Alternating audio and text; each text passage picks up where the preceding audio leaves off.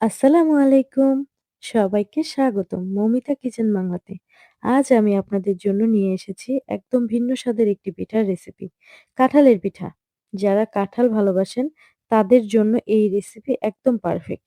তাহলে দেরি না করে শুরু করা যাক। কাঁঠালের পিঠা তৈরির জন্য আমি এখানে নিয়েছি কাঁঠালের পিউরি, নিয়েছি গুড়, সামান্য পরিমাণ লবণ ব্যালেন্স করার জন্য আর নিয়েছি কালো জিরা। লাগছে চালের গুঁড়ো আর ময়দা। একটা মিক্সিং বোলে ১ম এ আমি ঢেলে নিব কাঁঠালের পিউরি।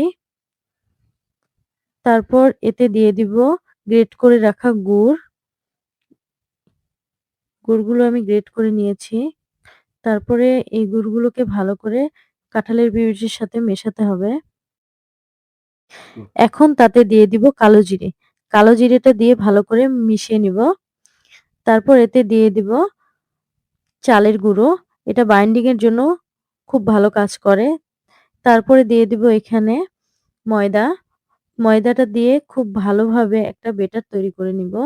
এখানে আমি ময়দা নিয়েছি ৩ টেবিল চামচের মতন। তারপরে খুব সুন্দর একটা বেটার তৈরি করে নিব। বেটারটা যেন খুব পাতলা না হয় দেখে বুঝতে হবে আমি কিভাবে তৈরি করেছি এই বেটারটা। এখানে আমি আগে থেকে ফ্রাই প্যানে তেল গরম করতে দিয়েছিলাম। ভিডিওটা যেন লম্বা না হয় সেটার জন্য। এবার হাতে একটু তেল নিয়ে ছোট ছোট বলের মতো পিঠা বানিয়ে নেব। চাইলে আপনারা গোল কিংবা লম্বা আকৃতিতে করতে পারেন। তারপর গরম তেলে মিডিয়াম আঁচে একদম সোনালী করে ভেজে নেব। এই তো আমার পিঠাগুলো সুন্দর সোনালী কালার হয়ে গিয়েছে। এখন আমি পিঠাগুলো তুলে নিব। দেখুন আমাদের সুস্বাদু কাঁঠালের পিঠা একদম পারফেক্ট ভাবে তৈরি হয়ে গিয়েছে। এটা গরম গরম খেতে একদম অসাধারণ লাগে। আপনারা অবশ্যই এই রেসিপিটা ট্রাই করবেন।